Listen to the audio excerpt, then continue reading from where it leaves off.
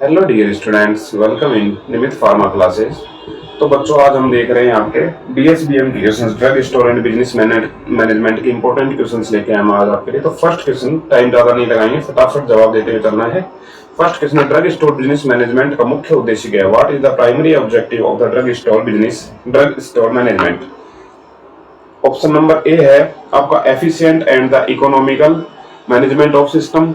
Option number B है increasing the medicine wastage. Option number C है reducing the patient safety and option number D है increasing the expiry stock.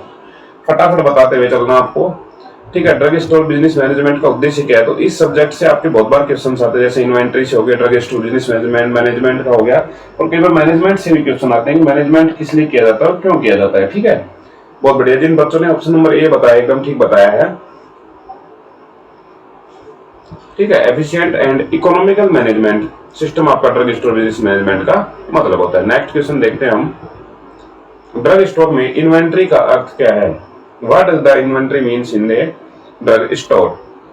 Sales record only, stock of goods and materials, employ attendance और आपका customer complaints. बताइए drug store में inventory का अर्थ क्या है? बहुत बढ़िया बच्चों, फटाफट जवाब दे दीजिए। बहुत बढ़िया।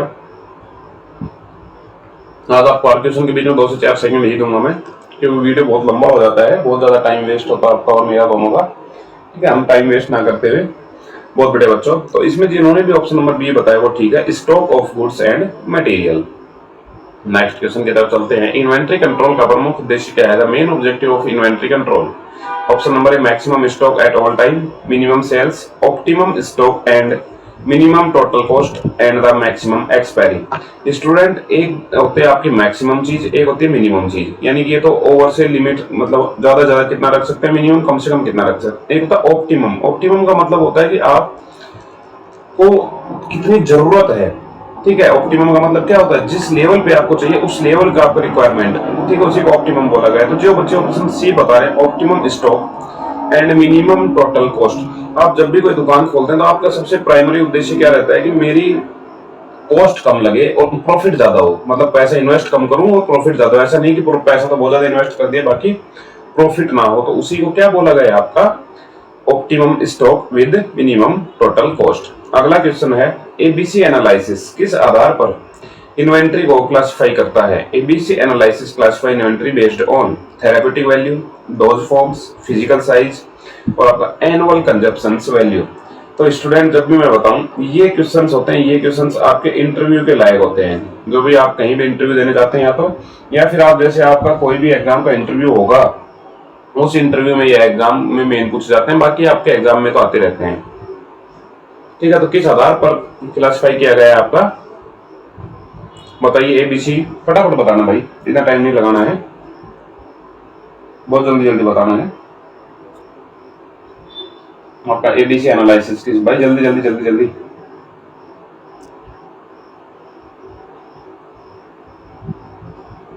बहुत बढ़िया।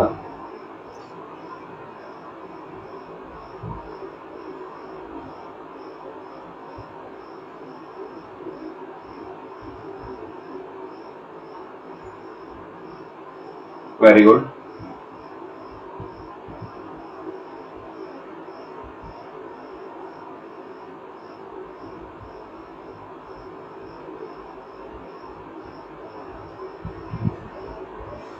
तो जो एबीसी एनालिसिस, जो बच्चे डी बता रहे हैं एनुअल कंजप्शन वैल्यू, वो एकदम ठीक बता रहे हैं। ऑप्शन नंबर डी इसका ठीक हो जाएगा। एनुअल कंजप्शन वैल्यू आपका एबीसी एनालिसिस पे डिटरमाइन करता है। नेक्स्ट क्वेश्चन, एबीसी एनालिसिस में कैटेगरी ए आइटम की विशेषता क्या? What category items of ABC analysis?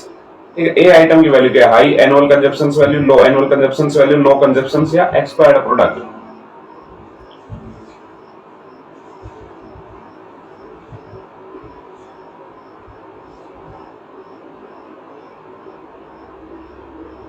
बहुत बढ़िया बच्चों, जो भी बच्चा हाई एनुअल कंजप्शन वैल्यू बता रहा है वो एकदम ठीक बता रहा है। हाई, ए का मतलब होता है हाई, बी में मीडियम आता है और सी में आपका बहुत कम जो कंजप्शन होते हैं, low consumption, no annual consumption value, ये तो हो जाएगा सी का। और जो मीडियम आता है वो होता है बी का। तो एबीसी एनालिसिस किस पे बताता है? आपका एनुअल कंजप्शन रेट पे आपका डिटरमाइन करता है। ए का मतलब हाई, बी का मतलब मीडियम और सी का मतलब low consumption value. Next question आपका वीईडी एनालिसिस में वी का अर्थ क्या है? In VED analysis V variable, vital, valuable और वेरीफाइड। बताइए वी का मतलब क्या है? बहुत बढ़िया, फटाफट जवाब दीजिए, ओनली 5 सेकंड।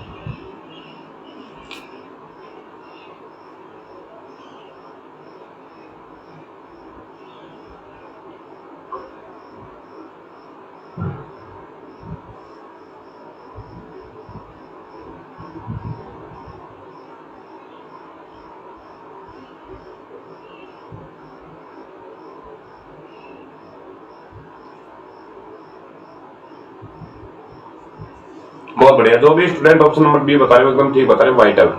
वी का मतलब वाइटल, ई का मतलब एसेंशियल, डी का मतलब डिजायरेबल। याद रख लेना, ये बहुत बार पूछे जाने वाले क्वेश्चन से, बहुत इंपॉर्टेंट क्वेश्चन होते हैं आपके। ई का मतलब क्या है? अभी अभी मैंने बताया, ऑप्शन नंबर ए इमरजेंसी, इफेक्टिव, एसेंशियल और इकोनॉमिकल। फटाफट बताना है।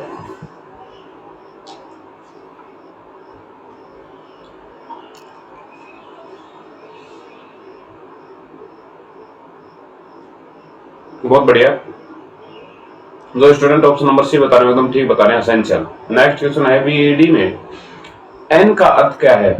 वीईडी एनालिसिस में एन का अर्थ क्या है? Normal, new, necessary, non essential. बताइए फटाफट।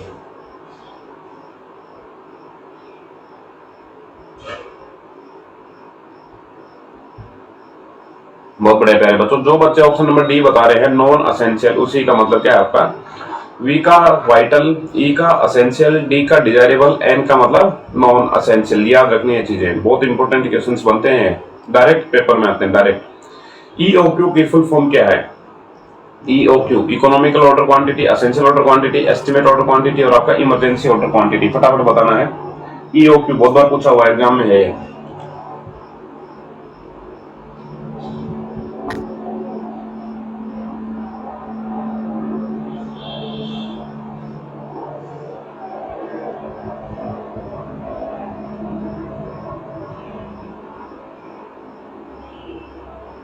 बहुत बड़े बच्चों, जो बच्चे ऑप्शन नंबर ए बता रहे हैं इकोनॉमिकल ऑर्डर क्वांटिटी, वो ठीक बता रहे हैं, ठीक है। इकोनॉमिकल ऑर्डर क्वांटिटी की आप इकोनॉमी के अंदर ही ऑर्डर प्लेस कर रहे हैं, उसी को ईओक्यू मॉडल बोला गया है। का मुख्य उद्देश्य क्या है? ईओक्यू मॉडल का मुख्य उद्देश्य क्या है? What main objective of EOQ model is maximum wastage, minimum order and carrying cost, increase expiry and estimate, मतलब एलिमिनेट परचेजिंग। फटाफट बताना भाई, बहुत इजी क्वेश्चन है कि ईओक्यू याद रख लेना, इसकी एक तो फुल फॉर्म बहुत पूछी जाती है, इकोनॉमिकल ऑर्डर क्वांटिटी, यानी कि आप जो ऑर्डर कर रहे हैं उसमें क्या लगनी चाहिए? मिनिमम ऑर्डरिंग करनी है और कैरिंग कॉस्ट भी बहुत कम लगनी चाहिए, ठीक है। तो ऐसा ऑप्शन कौन सा है?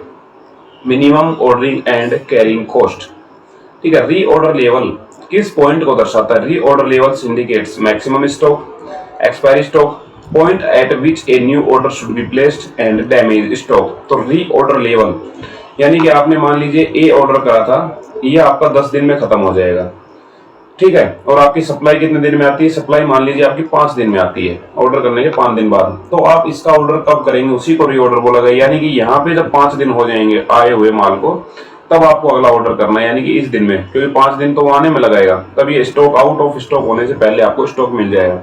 तो उसी को बताना है आपको, ठीक है। तो रीऑर्डर लेवल पॉइंट क्या हो गया? ऑप्शन नंबर सी जो बता रहे हो ठीक बता रहे, point at which a new order should be placed. Next है सेफ्टी स्टॉक क्यों रखते हैं? Why is safety stock maintain? To increase expiring, to increase investment, to reduce the sales, to protect against demand and supply the uncertainty. बताइए safety stock क्यों रखा जाता है? यानी कि आपने मान लीजिए आपके महीने में कोई आइटम 100 यूज हो रहे थे, ठीक है, महीने में 100 यूज हो रहे हैं, बट आपने 120 मंगवा के रखे हुए हैं। वो क्यों मंगवा के रखे गए हैं? ये 20 एक्स्ट्रा क्यों रखे गए हैं? आपकी सेफ्टी के लिए। अगर मान लीजिए सप्लाई कुछ दिन लेट हो जाती है या सप्लाई थोड़े दिन बंद हो जाती है, तो आप जिससे अपना काम चला सके, तो उसके लिए क्या रखा जाता है? Safety stock. तो बताइए, तो ऑप्शन नंबर डी जो बता रहे हो ठीक बता रहे, to protect against demand supply uncertainty. अगर कोई सप्लाई में अनसर्टेनिटी हो जाती है तो उसको मेंटेन रखने के लिए ये किया जाता है। नेक्स्ट क्वेश्चन आता है लीड टाइम क्या है? What is lead time? Option number A time between placing an order and receiving it, time required to sell one product, expire period and shelf life after opening. यानी कि lead time क्या है, मैं समझाता हूं, तब तक आप जवाब देते जी। लीड टाइम का मतलब क्या होता है कि वह टाइम जब आपने ऑर्डर प्लेस किया, ऑर्डर आपने प्लेस कर दिया, ठीक है। ऑर्डर को आने में कितना समय लग रहा है, आपको रिसीविंग होने में कितना समय लग रहा है, वही ये जो बीच का ये जो वाला टाइम है, इसी को क्या बोला गया आपका, लीड टाइम। तो स्टूडेंट्स ऑप्शन नंबर ए बता रहे हैं वो ठीक बता रहे हैं, time between the placing an order and receiving it's. जो भी आप एग्जाम देते हैं उसमें से 2 से 3 आपके डीएसबीएम से क्वेश्चन बनते ही बनते हैं। क्यों बनते हैं, क्योंकि ये इतना इंपॉर्टेंट सब्जेक्ट है। कई बार तो इससे 8 से 10 क्वेश्चन भी बने कई एग्जाम्स में, ठीक है। एक आपका होता है स्टोर कीपर ड्रग्स का एग्जाम, उसमें से तो इसमें से ही पेपर आता ज्यादातर, ठीक है। क्योंकि आपका काम यही है, फार्मासिस्ट का काम जो है वो यही है कि आप ये सब मेंटेन रखने का काम है। फीफो की फुल फॉर्म क्या है, FIFO, फीफो लीफो, ये बहुत बार पूछे हुए हैं ये ड्रग्स, ठीक है। फीफो की फुल फॉर्म क्या है, first in first out, first in first out, first issue first order, final in first out. बताइए फीफो क्या है।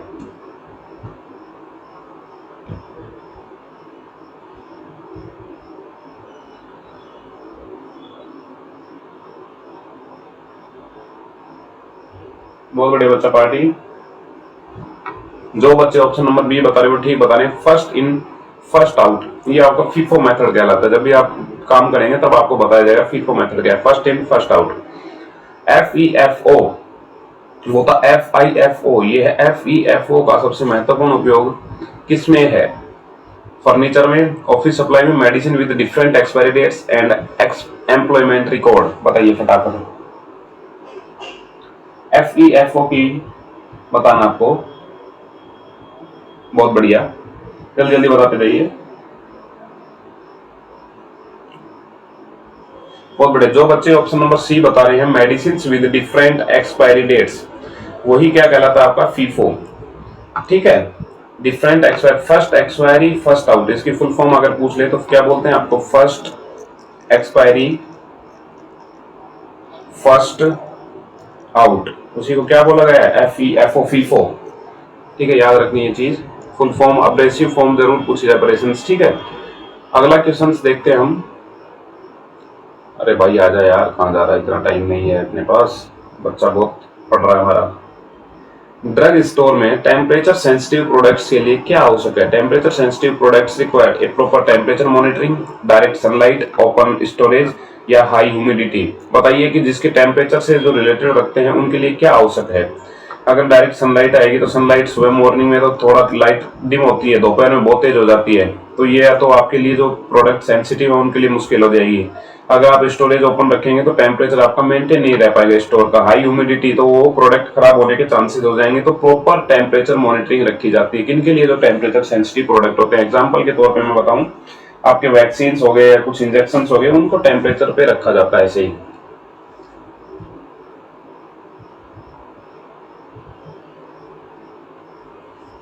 ठीक है, अगला बताता हूँ नार्कोटिक ड्रग्स को कैसे स्टोर करना चाहिए। Narcotic drugs should be stored in open slaves with food products in unlocked cabin in secure controlled storage. तो नार्कोटिक ड्रग्स की हम बात करते हैं तो ये आती हैं आपकी शेड्यूल, ठीक है, शेड्यूल एक्स में आती हैं। तो जो भी शेड्यूल एक्स की ड्रग्स होती हैं वो आप अगर किसी पेशेंट को देते हैं तो उसका मैं आपको बताऊं 5 ईयर तक, 5 साल तक उसका रिकॉर्ड मेंटेन किया जाता है, ठीक है। उसका क्या किया जाता है, रिकॉर्ड मेंटेन किया जाता है। उसके अलावा हम अगर बात करते हैं तो इसको कहां रखा जाएगा, सिक्योर्ड कंट्रोल स्टोरेज में इसको रखा जाता है।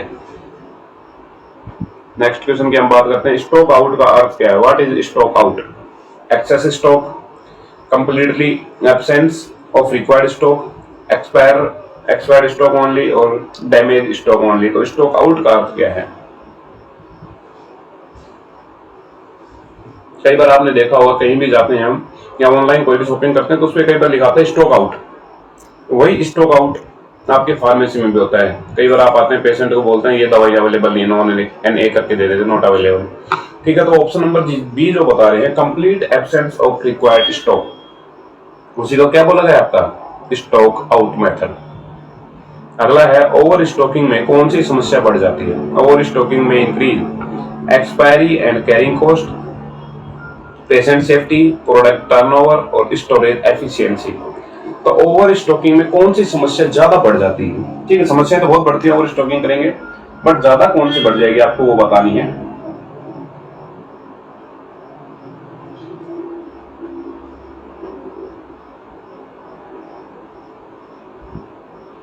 बहुत बढ़िया बताते जाइए।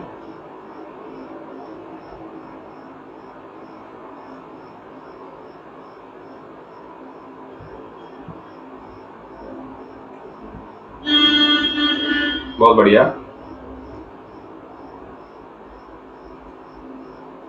बहुत बढ़िया बेटा, बहुत बढ़िया। दोबारा से बोल देता हूँ क्वेश्चन, गलत बताए बच्चे। ओवर स्टॉकिंग में कौन सी समस्या बढ़ जाती है?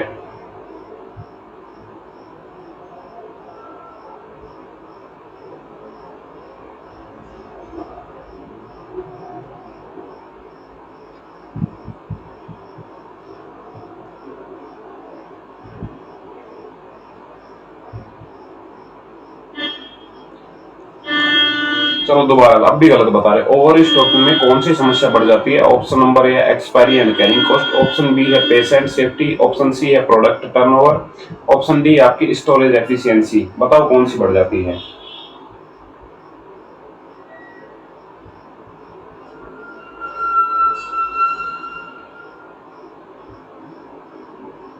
बहुत बढ़िया स्टूडेंट। जो स्टूडेंट ऑप्शन नंबर ए बता रहे हैं वो ठीक बता रहे हैं कि ओवर स्टॉकिंग से क्या होगा। मान लीजिए आपको साल में या महीने में 100 को टैबलेट लग रही है, आपने मंगवा के रख ली 1000, ठीक है, ओवर स्टॉकिंग हो गई, तो इसमें क्या प्रॉब्लम आएगी? ये एक्सपायर होने के चांसेस बढ़ जाते हैं और इनको संभालने में जो पैसा खर्च हो रहा है हमारा, वो भी आपकी क्षमताएं बढ़ जाती हैं। ठीक है, तो एक्सपायरी एंड कैरिंग कॉस्ट इसमें क्या हो जाती है? बढ़ जाती है ओवर स्टॉकिंग। नेक्स्ट क्वेश्चन है, अंडर स्टॉकिंग का प्रमुख परिणाम क्या है? Major consequence of under stocking. Option number A excess inventory, higher expiry, stock outs और लोअर डिमांड्स। बताइए।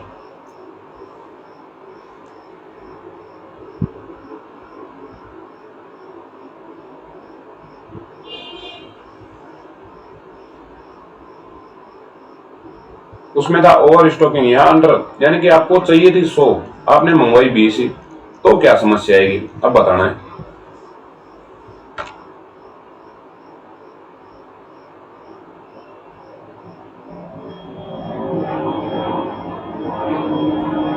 बहुत बड़े बच्चों, क्या हो जाएगा आपका? स्टॉक आउट होने के चांसेस हो जाएंगे उस ट्रक के। क्या हो जाएंगे? स्टॉक आउट के। नेक्स्ट क्वेश्चन की तरफ चलते हैं। कैरिंग कॉस्ट किससे संबंधित है? Carrying cost is associated with cost of the advertising only, cost of the maintenance only, cost of the prescription writing, cost of the diagnosis. तो बताइए कैरिंग कॉस्ट, यानी कि आपने वो 100 टैबलेट मंगवा तो ली थी, अब इनको मेंटेन रखने के लिए मान लीजिए कोई ऐसी चीज थी आपकी, ऐसा इंजेक्शन था मान लीजिए, जिसको आपको फ्रीज की जरूरत पड़ रही है, ठीक है, फ्रिज में रखना है, तो इसकी एक तरह से डेली डेली वो फ्रिज चलेगा, तो कुछ तो जैसे मान लीजिए उसने दिन की 1 यूनिट भी निकाली अगर लाइट की, तो डेली वो फ्रिज कुछ ना कुछ तो कैरिंग कॉस्ट ले ही रहा है, आपको मेंटेन करना पड़ रहा है, साफ सफाई से रखना पड़ रहा है, तो वो कैरिंग कॉस्ट होती है। तो जो ऑप्शन नंबर बी बता रहे हैं, cost of maintaining inventory, maintaining inventory वही कैरिंग कॉस्ट से संबंधित है। नेक्स्ट क्वेश्चन की बात कर लेते हैं हम।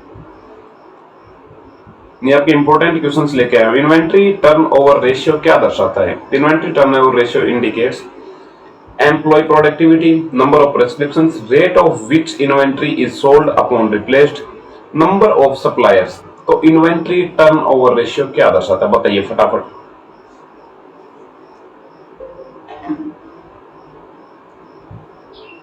बहुत बढ़िया बच्चों। जो बच्चे ऑप्शन नंबर सी बता रहे, rate at which inventory is sold and replaced, वो क्या कहलाते हैं? आपका इन्वेंट्री टर्नओवर रेशियो कहलाता है वो आपका। ठीक है,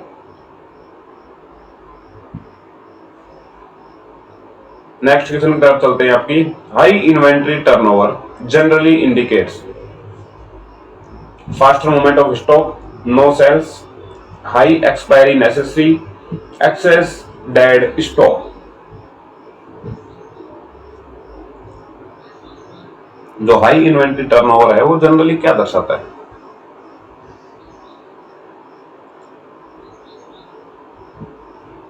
बहुत बढ़िया। जो बच्चे ऑप्शन नंबर ए बता रहे हो वो ठीक है, फास्टर मूवमेंट ऑफ स्टॉक।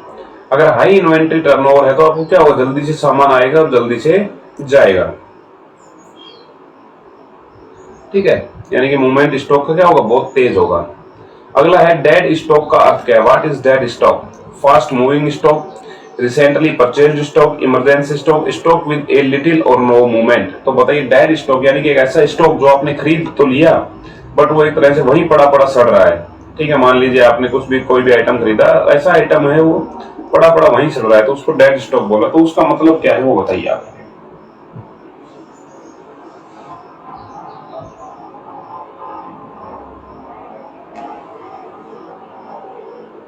बहुत बढ़िया। जिन बच्चों ने इसका ऑप्शन नंबर डी बताया वो ठीक बताया, स्टॉक विद ए लिटिल और नो मूवमेंट। ठीक है, कि ऐसा स्टॉक जिसको कोई मूवमेंट नहीं है या बिल्कुल कम मूवमेंट है। मान लीजिए आपने 1000 आइटम रखे हो बट महीने का एक ही निकल रहा है, तो वो क्या हो गया आपका, एक तरह से डेड स्टॉक हो गया, आपका पैसा भी लग गया और आपको कोई प्रॉफिट भी नहीं हो पा रहा है। नेक्स्ट है स्टॉक वेरिफिकेशन का उद्देश्य क्या है। Purpose of stock verification is increase inventory, compare physical stock with record, increase expiry and the reduce the. ठीक है, तो स्टॉक वेरिफिकेशन का उद्देश्य क्या है बताना आपको।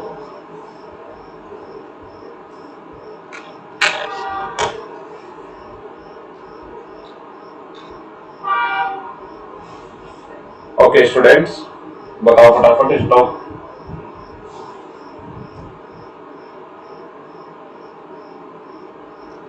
बहुत बढ़िया, जो भी बता रहे हैं उनका ठीक हो जाएगा। तो ठीक है स्टूडेंट्स, आपके 25 इंपोर्टेंट क्वेश्चंस करवाए। नेक्स्ट क्लास में फिर 25 इंपोर्टेंट क्वेश्चंस लेके आते हैं। मिलते हैं नेक्स्ट क्लास में, तब तक के लिए सभी साथियों को जय हिंद जय भारत।